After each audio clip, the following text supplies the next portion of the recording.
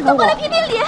这个外族男子在光天化日之下对我行疯鬼之事，大家快来评评理呀！别走！大家快来看呀，就是他，他对我行疯鬼之事！大家快来评评理！走去看看，走走走走！放开！大家快来评评理！放开！我没有。这位贵人，你过来帮我评评理。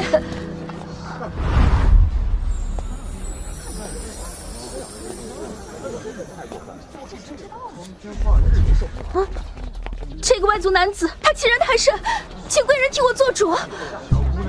你撒谎，我根本没有碰你。民女今日出门采买，谁曾想这个外族男子，他竟见色起意，光天化日之下，竟想对民女做出非分之事。你胡说八道！请贵人替民女做主。为什么不直接报官啊？我又不是金兆尹，又不能将此人抓起来绳之以法。他是个外族人，官府怕是不敢处置。不过幸好民女已无大碍，只是希望他可以赔钱了事。哦，姑娘若是想拿我当枪使，怕是不能如愿了。没有啊，贵人，你误会了，我没有。好香啊！姑娘若再不说实话，我可让人去教坊司一趟，查查户籍了。小美，去教坊司。是。不要！这位公子并没有非礼我，只是民女见他是外族人，所以才起了贪念。民女再也不敢了，请贵人饶命。他诬陷的人是你，报不报官，如何处置，都由你决定。我们草原二郎不与这等女子计较。谢谢公子，你大人有大量，谢谢。走吧，走吧。哎，姑娘，在下贺楼彻，刚刚多谢姑娘解围，不知姑娘芳名，改日定登门道谢。贺楼，是不是北琼皇姓？举手之劳，不必在意。不知姑娘刚刚是如何知道那位女子在诬陷在下？没有哪一个良家女子在被人非礼后，第一时间不是裹紧衣裳，而是任由肩头裸露在外，生怕别人看不见。而且她身上的熏香是由教坊司统一调制分发的，青楼楚馆的姑娘都是用那个熏香的。好厉害啊！那不知姑娘又是怎么知道这种熏香的呀？嗨，我们家小姐在宇宙逛遍了大大小小的青楼，当然闻过而已，闻过而已。不过，还是多谢姑娘。虽然姑娘不愿意透露芳名，但是今后如果有需要用到我贺楼彻的地方，姑娘派人去驿站知会一声便是，我定不推辞。这点小事不用放在心上的。走了。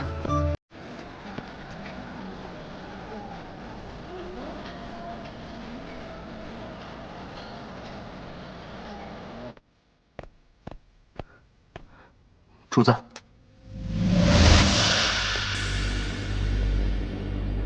主子放心，以后属下绝对不会让这样的宵小之辈闯入吉庆坊。从今日起，你亲自护送郡主回府，没什么事别让他瞎扯。是。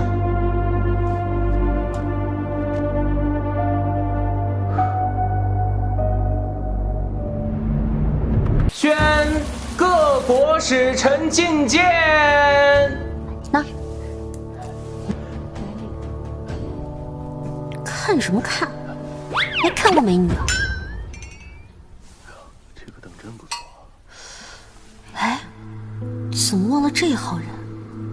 五皇子萧翰。我记得袁术后期，萧翰也算老谋深算，处处与萧旭作对，也不知道做了多少不为人知的险恶之事。不知道萧星恒知不知道他的真实面目？太子殿下到。参见父皇。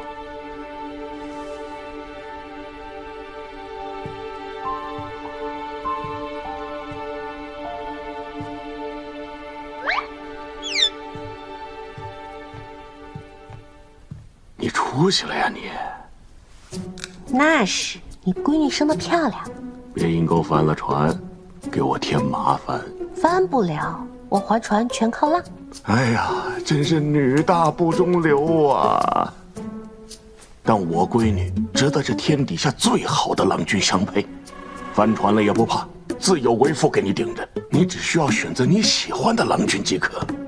老头，别说了，全在这酒里。哼，就知道贫嘴。开席。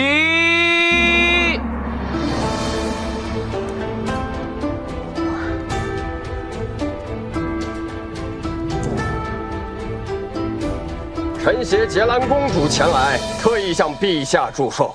有劳贵国特意派人前来，代朕向贵国的王上问好。此次前来，王上特意嘱托臣带来了结兰公主，意欲能与大理永结秦晋之好。不知贵国王上属意我朝哪位宗室子弟呀？此事本应听从陛下您的安排，但贵国太子与我国渊源颇深。渊源，我记得原书中确实提到过，太子在刘国做质子，不过原文中寥寥几笔，难不成是有什么卦？我可不想嫁给那个冰秧子，那冰秧子在刘国时畏畏缩缩的样子就惹人生厌，现在又缠绵病榻，我可不想一嫁过去就当寡妇。请陛下恕罪，结兰公主年幼无知，方才所说之话并无恶意，请陛下万勿见怪呀。结兰公主，你属意何人呢？那当然是不仅要身体康健、才貌英俊，还得文武双全，最重要的是，得是陛下最宠爱的皇子。去，他还挑上了。这结兰公主倒是自视甚高，也不问问哪个皇子愿意娶她呀？我也没说错呀。那个太子之前在刘国时被皇姐皇兄训斥，连嘴都不敢还。他那个样子，谁看了都不想嫁。闭嘴！臣女刚刚殿前失仪，但有几句话不吐不快，望陛下恕罪。无妨，朕准你畅所欲言。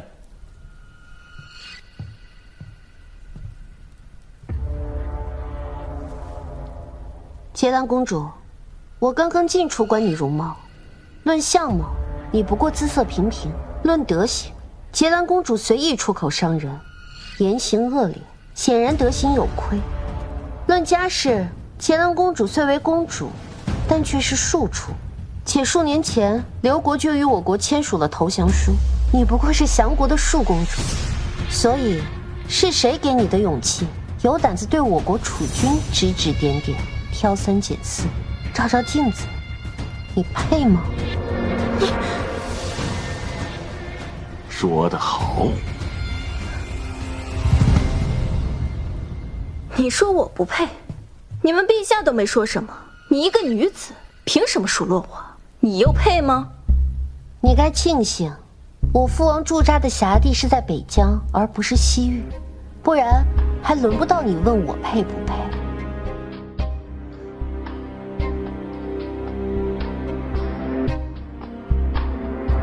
结兰公主说岳西郡主不配，不知道我镇国公府配不配？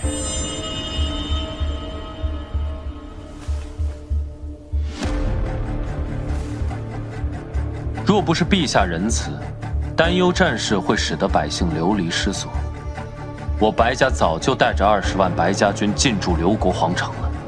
那时候，怕是轮不到公主在这里谈郡主配不配。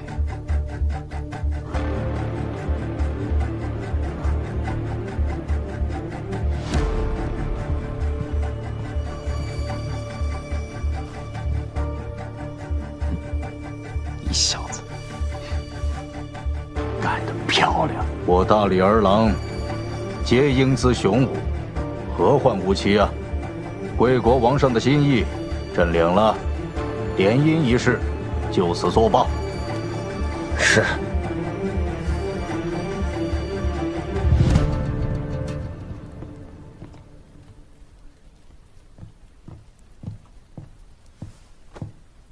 本殿特来向陛下贺寿，愿圣上日月同辉。免礼。时机虽有些不妥，但本殿还是要向圣上说明。父皇前本殿来时特意交代，若圣上应允，希望我国皇子能在大理觅得良缘。刚打发走一个，又来一个。皇帝的白菜都被人拱南路了。真是。皇子可有属意之人呢？听闻岳西郡主蕙质兰心，还望陛下和王爷割爱。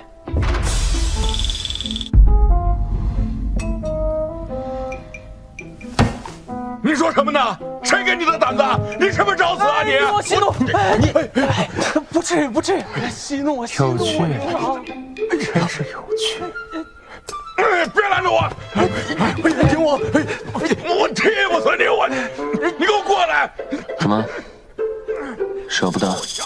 放心，且不说北琼和大理关系紧张，一旦开战，嫁过去的宗室女都会成为人质。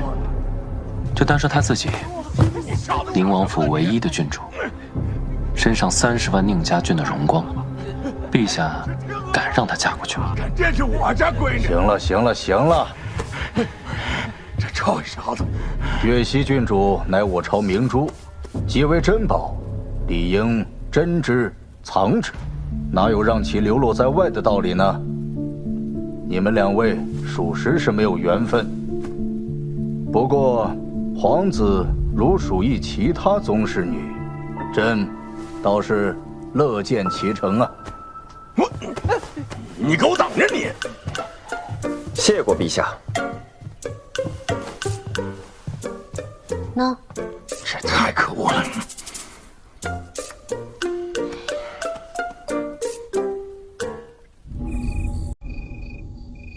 你若是想拉拢宁王一族，我可以帮你。不必了，我希望他是真心靠向我的。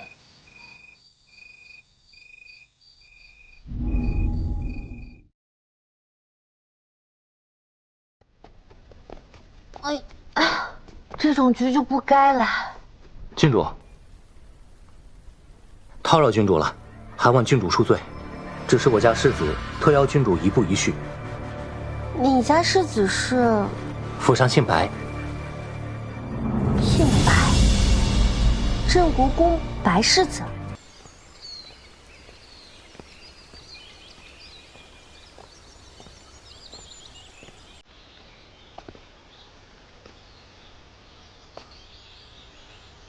冒昧请郡主前来，还望郡主勿怪。白世子客气了，我还要谢谢您在万寿宴上帮我说话呢。洁兰公主羞辱的可是太子，我好歹是太子的舅舅，怎么可能眼睁睁看着他放肆而不作声？我还以为镇国公府跟外界传言一样，跟太子的关系不睦呢。郡主这是套我话呢。郡主应该知道，镇国公府和太子殿下为何关系不睦。其实刘国当年并不是非要太子为之，此事还有转圜的余地。那镇国公为何非要太子去啊？因为兵权。什么条件？移交20万兵权，或者以太子为之，2选其一。所以镇国公选了兵权，放弃了太子。没错，父亲说要以家族为重。长姐贵为皇后，她生的孩子皆是嫡子，无论哪个，都能立为太子。那时我才13岁。偷偷躲在书房角落里，听到了父亲和长姐的争执。父亲，和儿才5岁，你要他处置刘国，岂不是要他的命吗？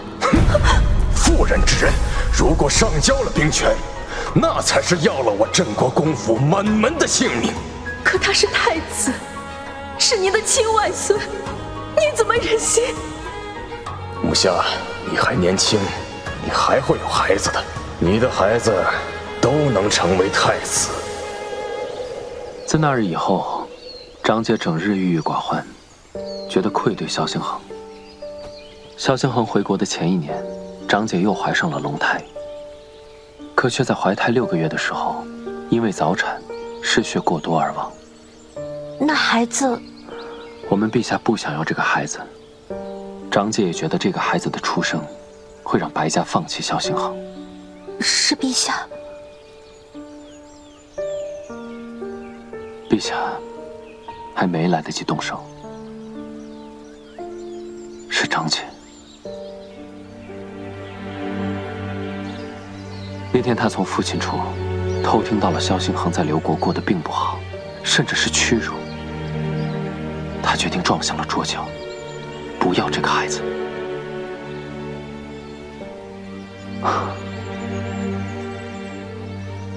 多讽刺啊！张姐生前循规蹈矩，不敢违抗父亲，放弃了萧星恒。临了，却勇敢到想用死的方式保护萧星恒。原来萧星恒出职和回国的背后，还有这么多鲜为人知的事情。世子为何与我说的这般坦诚？那天万寿宴上，萧星恒给我使眼色让我帮衬你的时候，我就知道他待你不一般。那你应该也知道萧星恒中毒的事情吧？他说是救急，但也没掩饰。我猜可能是中毒了。那你知道他是为何中毒？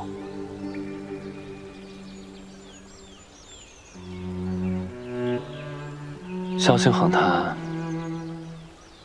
这些年过得很是不易，你能想象吗？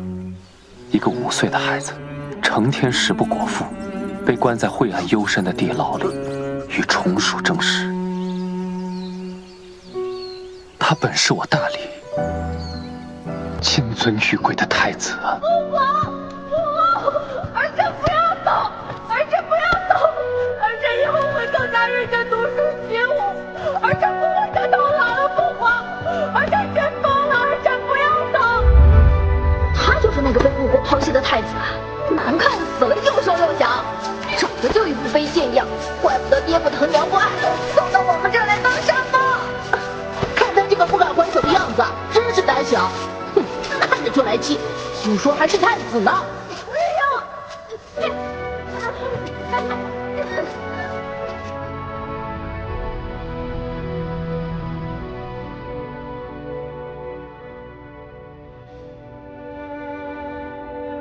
父皇，母后，好疼，好难受。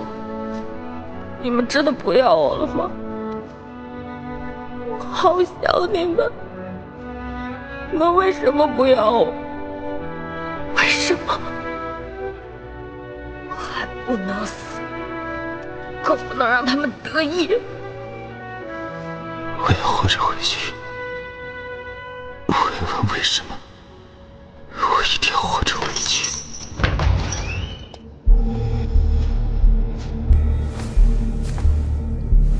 嗯。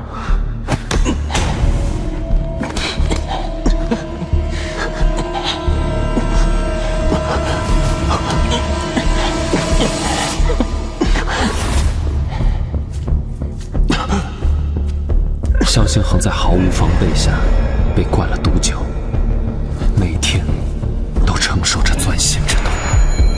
我还不能死，让他们得意。我一定要活着回去。问我为什么？后来呢？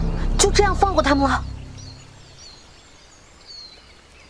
那些都是刘国的皇子皇女们，哪能赶尽杀绝呢？但他却用另外一种方式，将这屈辱还了回去。后来，在刘国的战场上，他凭直觉砍杀，从尸山血海中挣扎而出，交织成一幅幅血腥的惨烈画面。他的每一寸皮肤，每一根骨头都在被撕裂、缝合、再撕裂，如此反复，痛不欲生。在无人的角落，独自承受每一次毒发。他的眸中愈发冰冷嗜血，仿佛一个来自地狱的修罗，要将这世间的黑暗与阴谋一一撕裂开来，一路攻向刘国7座城池，逼得刘国不得不求降，并甘愿成为大理的附属国，向大理纳税进贡。殿下，殿下，您清醒一点，您怎么了？殿下，殿下，您怎么了？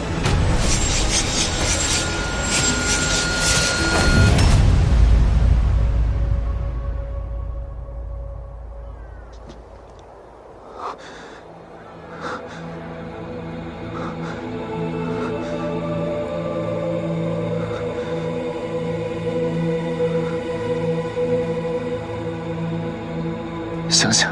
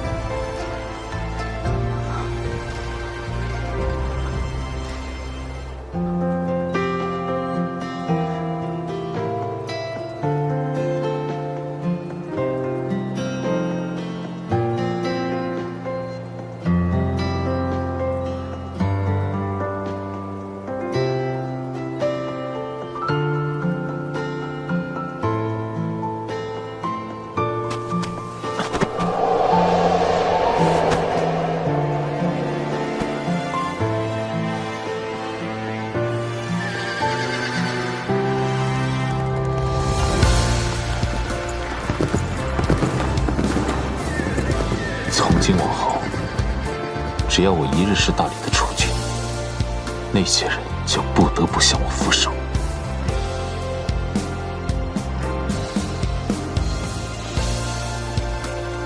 他用自己的方式完成了这场复仇。他是个天赋卓绝的人，无论是作为将领，还是作为储君，所以太子殿下的确同郑国公府关系不睦。可我这个舅舅和我外甥的关系却还不错。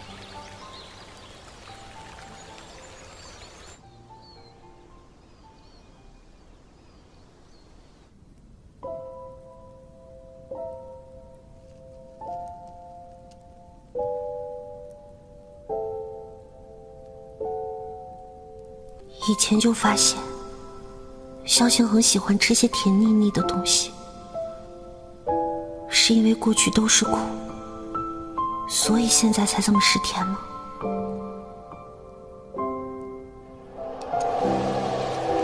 这些年，萧晴恒吃了太多苦，忍了太多痛。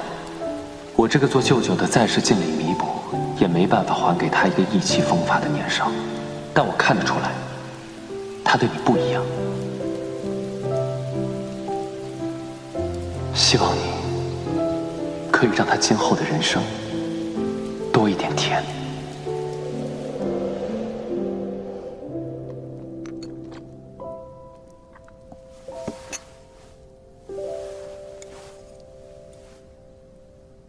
那，给你。送给我的。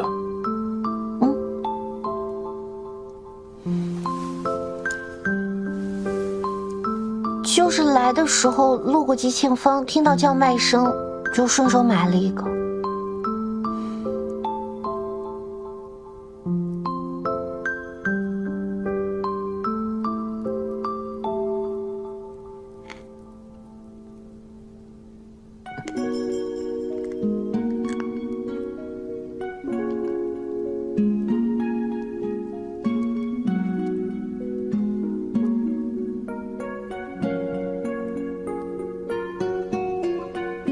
很甜，谢谢，我很喜欢。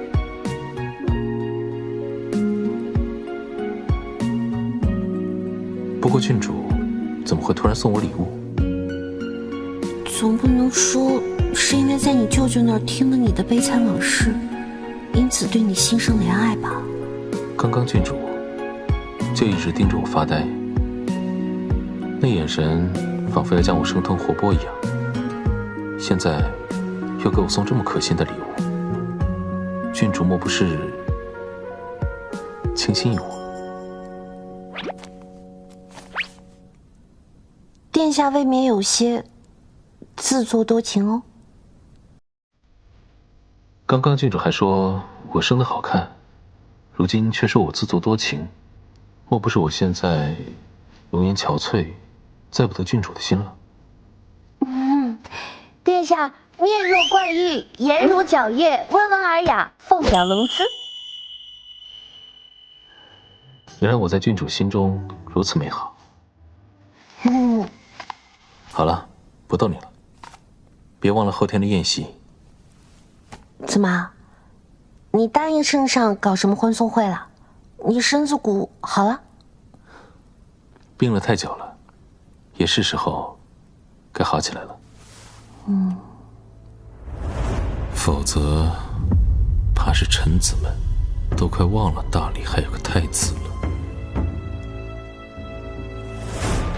明天记得早点来。为什么要早点过来？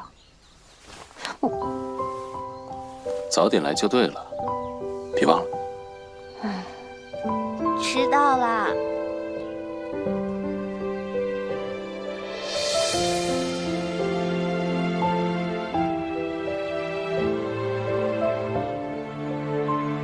今天太子府奉命设宴，你还不赶快去撑撑场面去？他一个储君需要我一个郡主去撑什么场面啊？您怎么不去啊？那不开玩笑吗？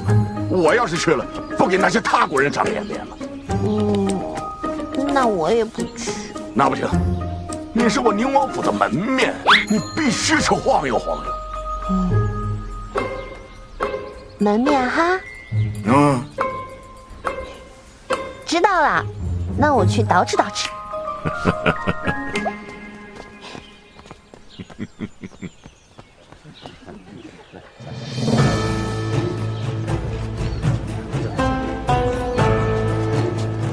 知道的是太子府设宴，不知道的还以为是来到了哪个集市呢。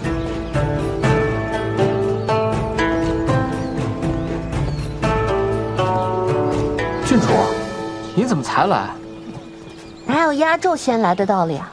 从开始殿下就一直派人来问，这都问了10几遍了，我们都替殿下干着急。行了行了，不是说宴请使臣吗？怎么来这么多人啊？姐姐，你不知道，因为殿下病情，太子府已经好多年没有设宴了。这次好不容易接着送别使臣设宴，好多家府上都送来了拜帖，殿下没办法，只能都发了请柬。苏妹妹，你真是无处不在哈！姐姐哪里的话都是姐姐教的好，为了营收，哪里有热闹去哪里吗？哎，这也是陛下近些年第一次让太子府代行设宴吧？哦，对对对，外面还有传言说，陛下这次让太子府设宴，为的是让皇子和各位殿下选妃呢。哦，怪不得门口来了那么多五颜六色的闺秀呢。要我说，这些闺秀哪里比得上姐姐呢？嘘，低调点。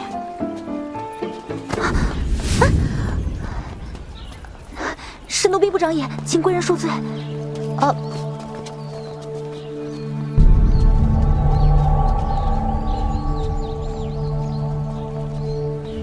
郡主，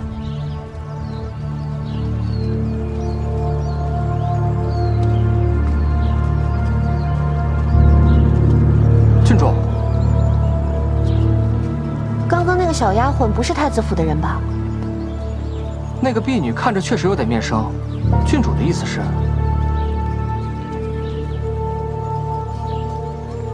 明白，郡主您先入席，属下这就去查。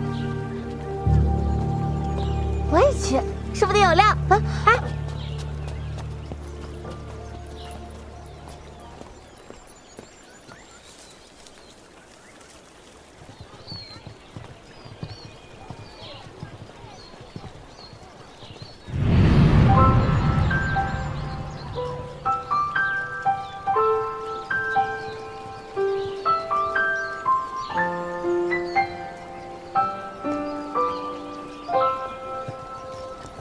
郡主安好。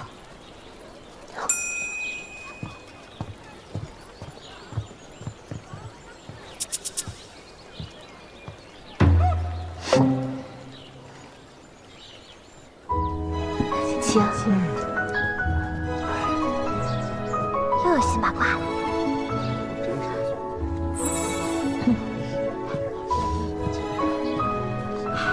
她不是，她是宁王嫡女，你就别想了。承蒙郡主厚爱，小生定不辜负郡主情谊。啊，你是不是喝多了？我和郡主的私事，你这丫头别掺和。你我二人素未谋面，这位公子何出此言？刚刚郡主还与我鸿雁传书，倾诉衷肠，现下却翻脸不认。月溪郡主居然看上了滦阳伯家的公子，还私下传情，这什么境界秘闻呢？这秘闻有点刺激啊！传的什么书？有证据吗？郡主虽未与我亲笔书信，却让婢女将手帕送来当作信物。那些倾慕于我的话，也都是这婢女亲口所说。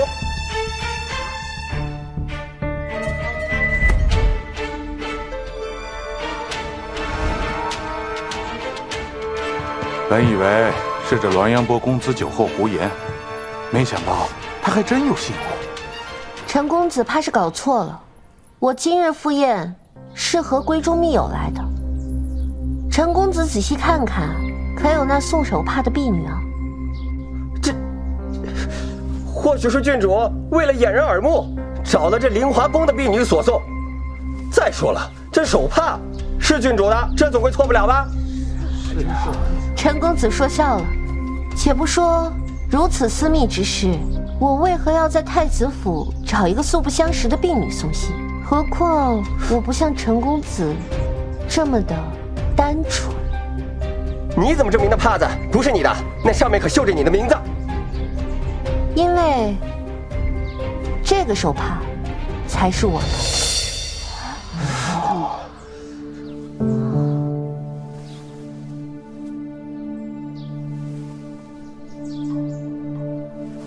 郡主，可别不是随便拿了一张婢女的手帕，说是自己的吧？是星辰起，上次姐姐在赏花宴穿过的，是双面异色绣，这技法简直巧夺天工。这才是平时我惯用的手帕，陈公子手上那张绣工一般，我可是瞧不上眼的。可万一郡主是准备了2副手帕呢？这所谓的信物都已经蠢到将名讳绣上去了，还用得着额外准备1副手帕吗？哦，对了，林小姐若是还有疑问的话，不妨请太子殿下将太子府进出口全部封了，好好找一找那个送手帕的婢女，看看到底是谁家的。我也想知道到底是谁这么的诬陷我呢？这是太子府宴请各国使臣的宴席，为了这事儿封锁太子府，就为了寻找一个婢女，怕是有些不妥吧？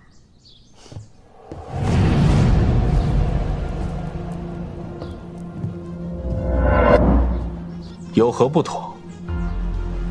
太子殿下，皇兄，在本宫府上出现了诬陷郡主这种阿杂事，本宫也难辞其咎，一定得还郡主一个清白。主子，郡主说她只是丢了个帕子，让不必为难那个婢女。帕子，恐怕没这么简单。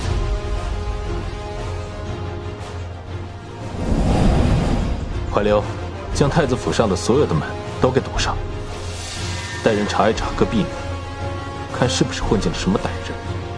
是。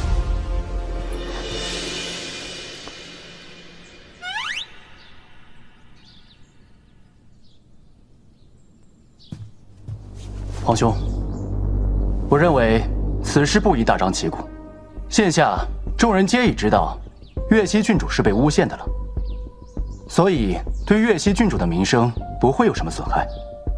此等歹人可以私下自行查找。倘若现在声势浩大的一一盘问各府婢女，定会对前来赴宴的各位宾客造成不便。谢太子殿下体谅，是我思虑不周。因各国使臣都在，此事确实不宜封府查证。既然郡主都说了，那本宫就收回成命，但本宫还是会协助郡主一探究竟。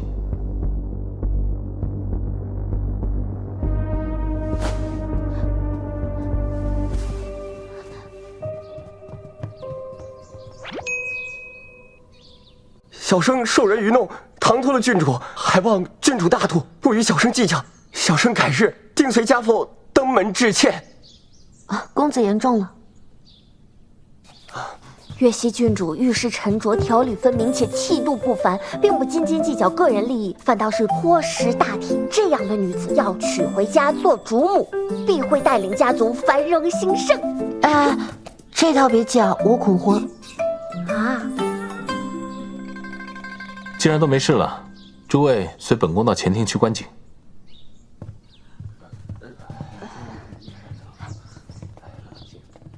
不过姐姐，我怎么感觉太子殿下对你的话是言听计从啊？有吗？没有，你想多了。郡主，苏小姐，吃糖，连衣带，快！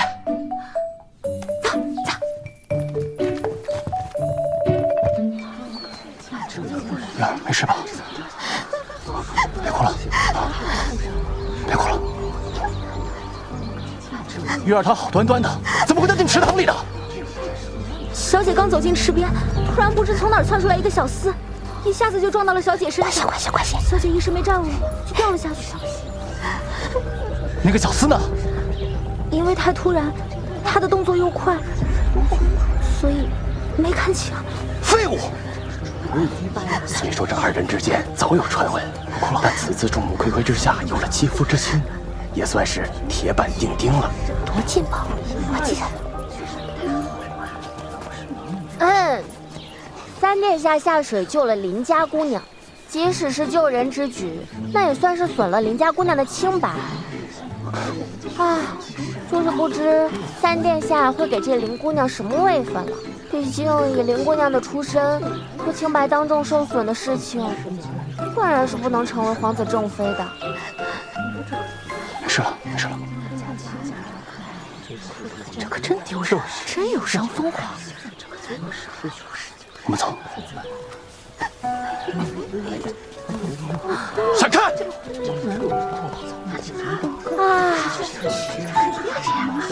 这正妃还没进门，就已经多了一个糟心的小妾了，头疼。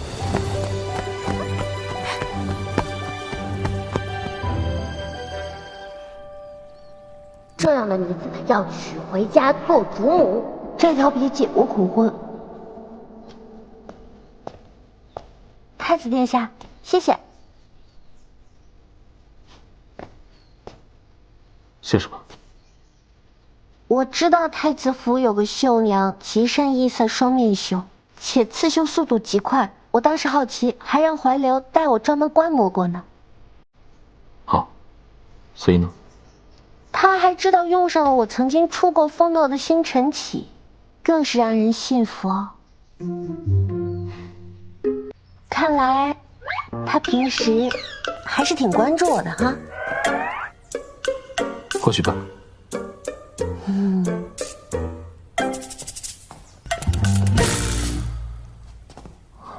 太子殿下也在。郡主，在下有话想对你说，不知道方不方便借一步说话？他不方便。郡主未出阁，有什么事就在这里说吧。还是太子殿下思虑周全。郡主，上次街边相救的事情，我还没有来得及好好答谢你的相助之恩。二殿下多礼了，本就是举手之劳。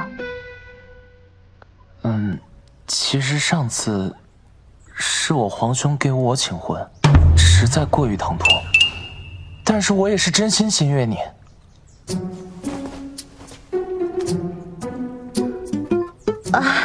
承蒙二殿下青睐了，可是你也知道，你我二人身份悬殊，此番情谊怕是要辜负了。其实，从我知道你是月溪郡主的时候，我便猜到结局是这样的了。但是我不死心，我就是想亲口告诉你。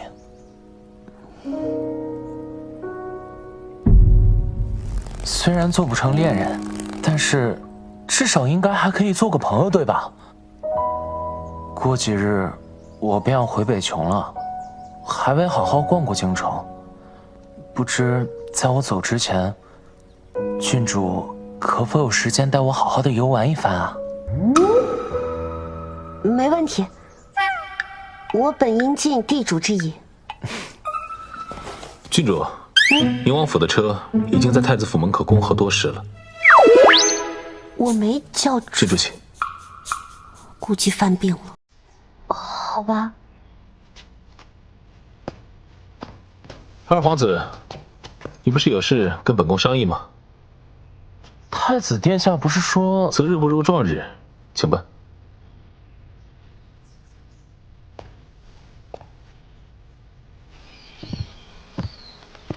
其实不用送我的。殿下让郡主留步。这一天天的，到底是要我走还是不走？试试。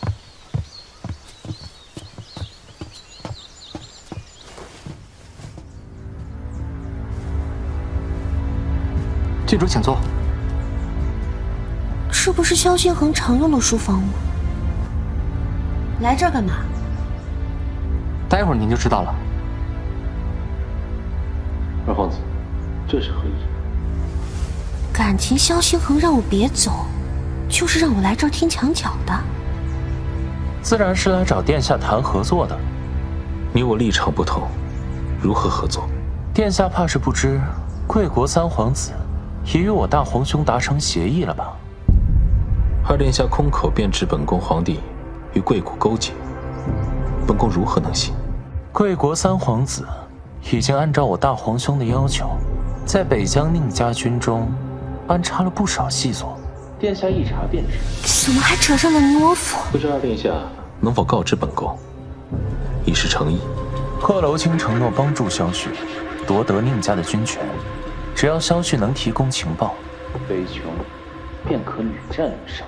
到时候，宁家军伤亡过半，少元帝定会对宁王失去信任，另派将领。若是宁王不放权，萧旭就联合贺楼清，给宁王扣上了通敌叛国的罪名。那可是整整15万将士的性命，萧旭他竟敢！郡主莫急，有殿下在，宁家军不会出事的。萧旭，你敢动宁王府分毫，我必让你10倍偿还。将士们应该马革裹尸，战死沙场，而不是死在上位者的争权夺利中。此举有违天理，本宫定不会坐视不理。虽为敌国，但是此举过于狠毒。我大皇兄做事从来不留后路，若他坐上王位，我在北琼怕是再无立足之地。因此，于公于私，我都不想他得逞。那二皇子为什么会选择与本宫合作呢？殿下贵为太子，乃是大理的储君，必然不惧三皇子。想必殿下即使不是才德兼备，也一定有过人之处。而我相信他的眼光。二殿下至情至性，本宫倒是沾了月溪郡主的光了。不知二殿下与本宫合作有什么条件？我并不想与大理开战，以生灵涂炭来换取资源。我希望，在你登基之后，能够开放北疆边城互贸，能让我北琼的子民在边城上和大理的子民享有同样的权利，不被驱赶。成交。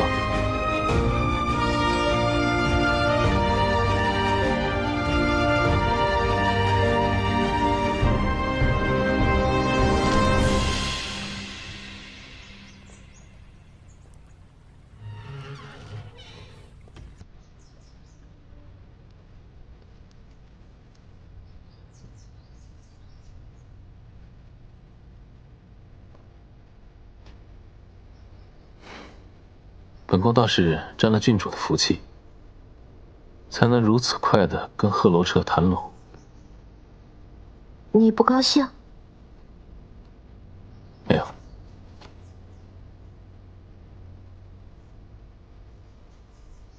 我回去会让我父王在军中仔细调查，那些细作隐患实在是太大了。你别担心，我这边也会从萧虚入手，派人去查。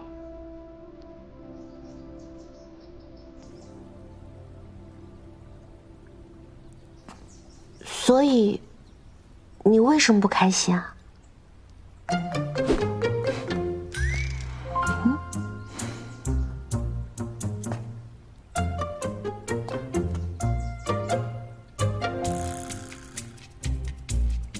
大佬的心思果然难猜。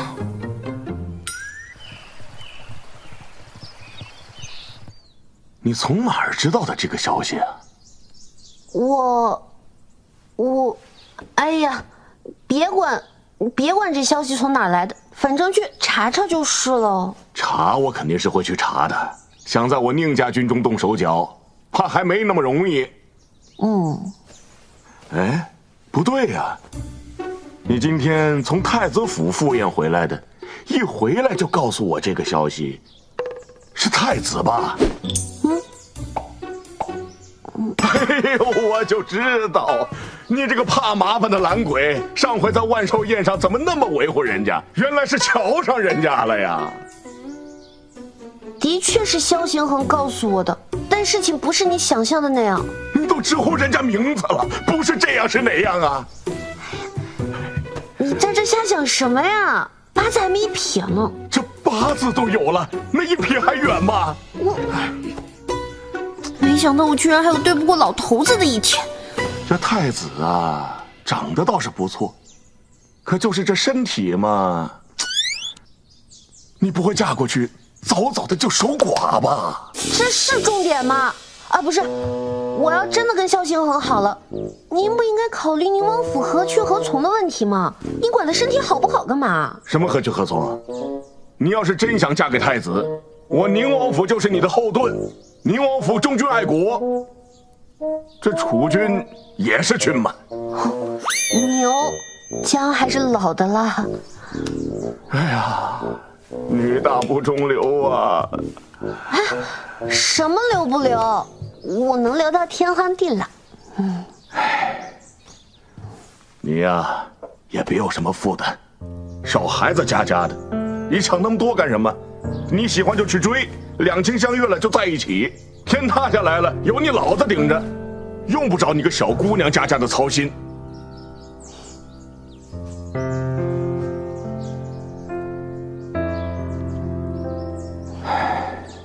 哎，你现在肯告诉我，你们俩现在到哪一步了吗？您赶紧去查正事儿吧。再见。哎，你这孩子，细作，我低眉顺目了这么多年，怕是有些人忘了本王这个亲王位是怎么来的了。那个偷你帕子的婢女，你打算怎么处置？他招了吗？你想的没错，是林玉带。那婢女的证词怕是没什么大用，萧旭怕是将陈芬那边打点好了。萧旭还找我要这个婢女呢。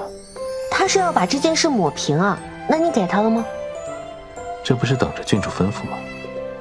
少来，这么大点事儿也不能把林玉带怎样。给他算了。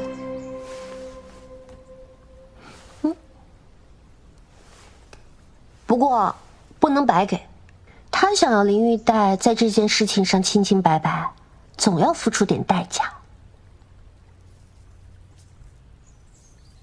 对了，我抓到了萧旭安插在北疆军中的细作。这么快？他在押运粮草去北疆的时候，还没出城就被发现了。这速度，不愧是大佬。这么好奇，要不要一起审呢？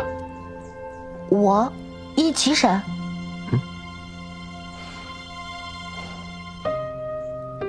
好。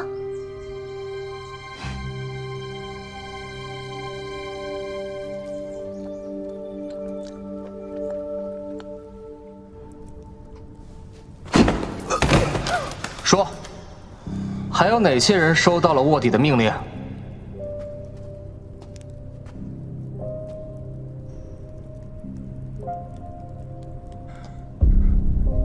你是岳西郡主。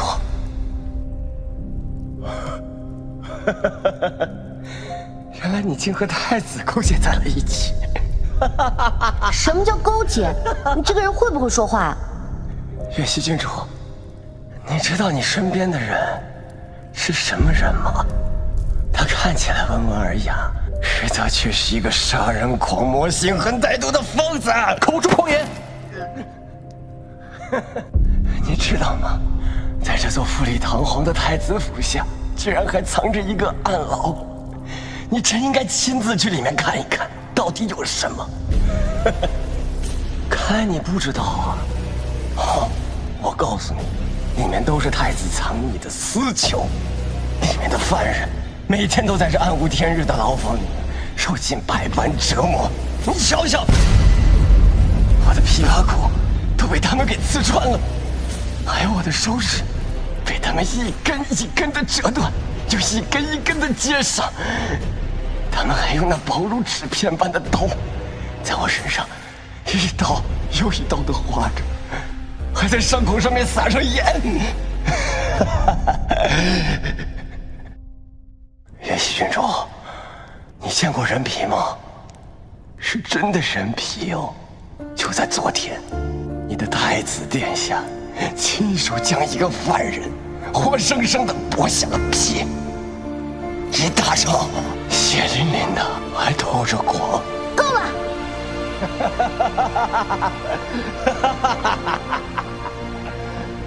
也许还有更精彩的，我慢慢跟你讲。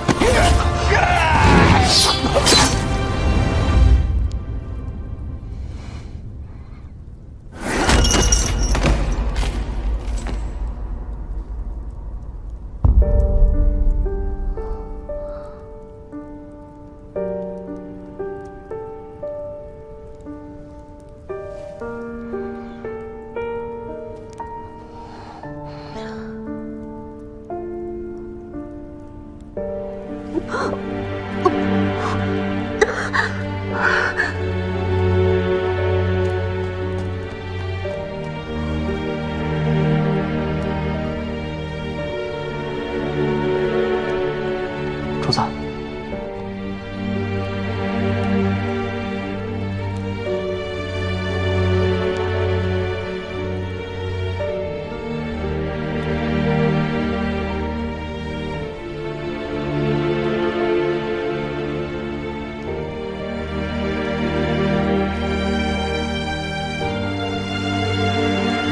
送岳西郡主回府。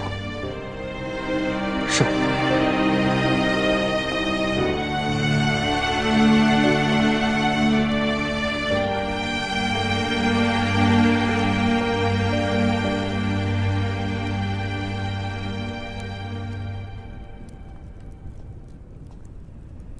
傻站着干什么呢？主子明明可以审完后再告诉郡主的，为什么要放那个细作出来，还要让那个细作告诉他这些？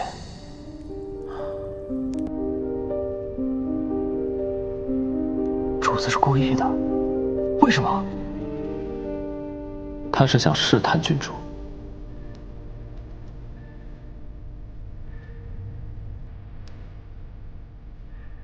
只可惜，赌输了。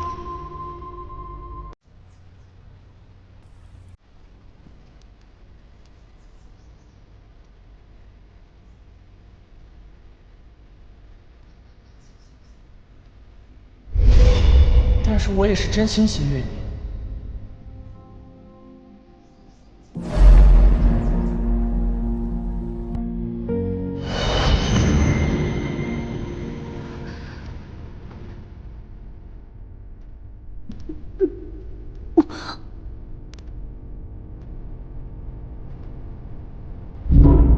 贺楼彻能如此直白地向他表达爱意，能用尽全力去争取，可我只能戴着面具，努力维持着世人眼中正常人的样子，小心翼翼地捂住那些阴暗，终于还是被厌弃了。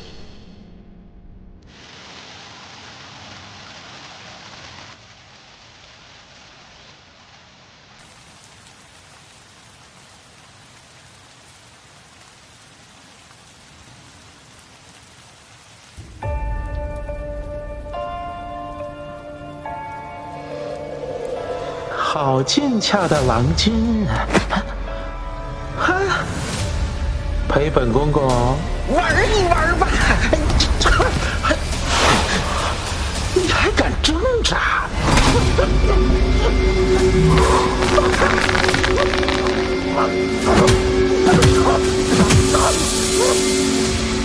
放手！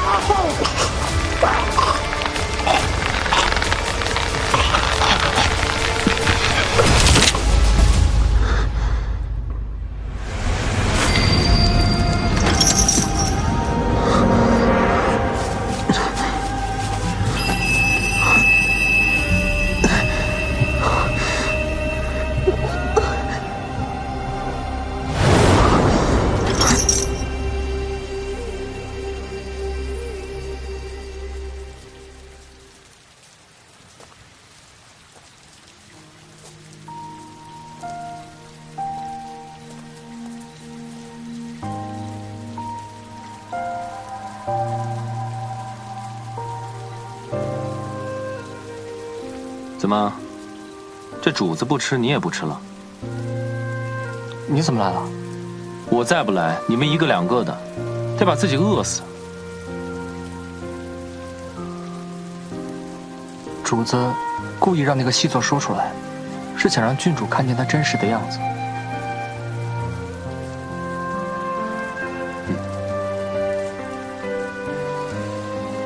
也许他在赌。赌郡主一直都明白，赌他不会介意，但好像又赌输了。可是他从来都不是这副谦谦君子、温润如玉的样子。他之所以成为这样，不过是为了迎合世人的眼光而已。他曾被人凌虐。也凌虐过他人，他被人刺杀，也同样杀过人。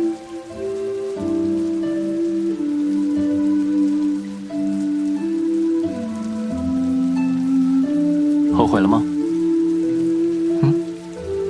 后悔选择太子府，跟着萧星恒。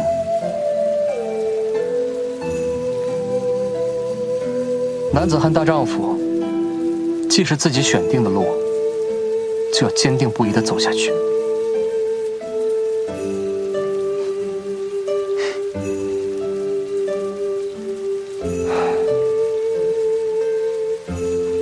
走吧，吃饭去。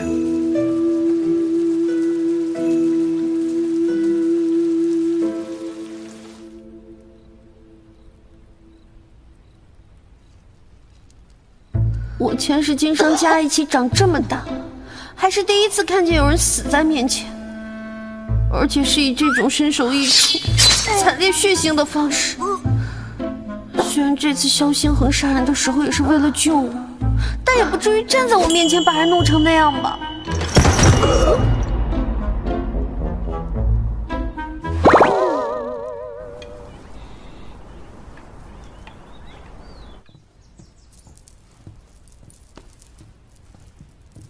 小姐，刚刚怀流过来说太子殿下今日事忙，让您不必过去了。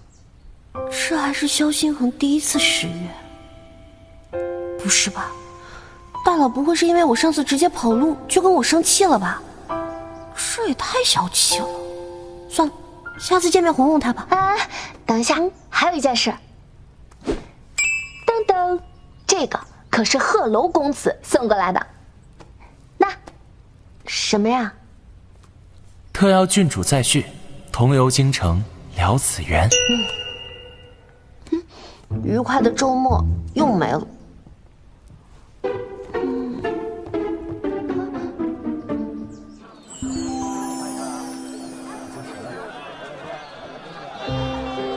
我第一次见你，就是在这条街上，那时我还不知道你的身份，但是当时我就觉得，这个女子眼光不错，一眼就知道我是被冤枉的。你当时看起来可怜兮兮的，很难不让人相信你啊。说出来，你可能不信。其实，我第一次见你的时候，就心悦你了。虽然那时候不知道你的名字，也不知道你的身份。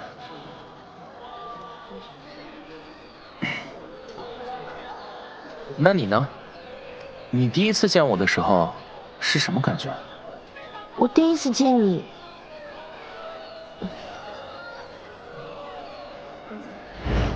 放开！放开！我没有啊！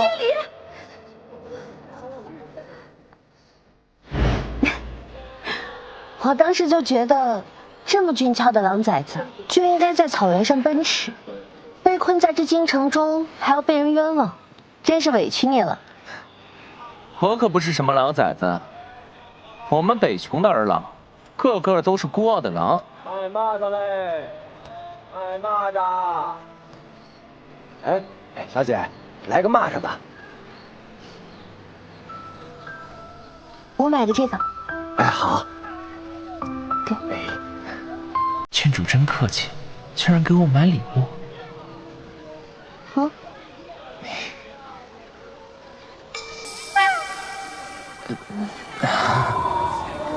想不到郡主童心未泯，还喜欢这种小玩意儿。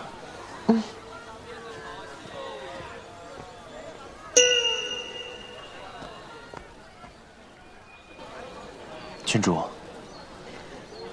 若无缘，这怕就是我们最后一次见面了吧？是啊，大理和北穷相隔千里。其实，我一直想问你，若你不是月溪郡主，不是宁王独女，若你们陛下让你联姻，你会选择嫁给我吗？会跟我回北穷吗？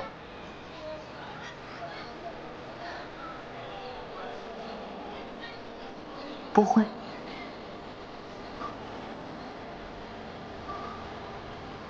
为什么？因为不爱罢了。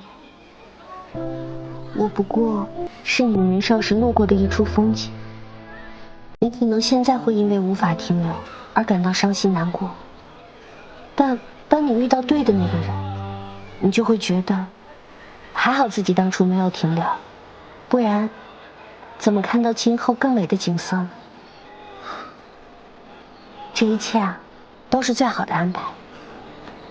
不会了，像你这样惊艳我人生的人，以后再也不会有了。得君青睐，是我之幸。我以茶代酒，祝君往后鹏程万里，康健无忧。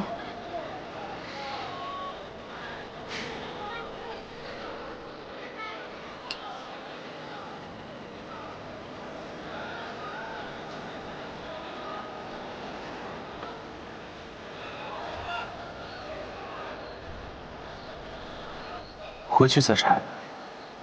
今日一别，千万珍重。